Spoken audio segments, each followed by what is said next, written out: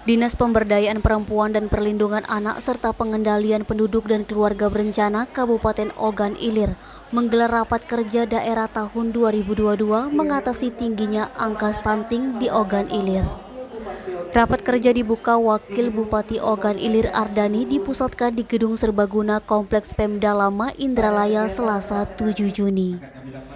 Ardani mengatakan, melalui Rakerda tahun 2022 ini diharapkan ada langkah nyata yang dihasilkan untuk menurunkan angka stunting di Ogan Ilir.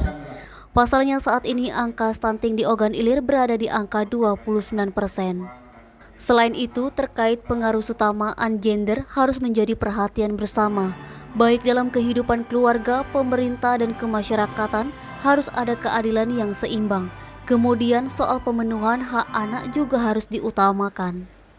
Kepala DPPPA PPKB Kabupaten Ogan Ilir Husni Dayati mengungkapkan, langkah-langkah yang sudah mereka lakukan untuk menurunkan angka stunting di Ogan Ilir, yakni dengan cara memberikan sosialisasi, serta pembinaan dengan memberikan bantuan berupa makanan.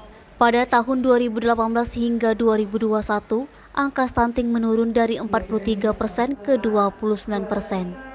Langkah selanjutnya yang akan dilakukan terus berkoordinasi dengan stakeholder terkait, seperti PKK dinas terkait lainnya. Eti, Sumeko TV melaporkan.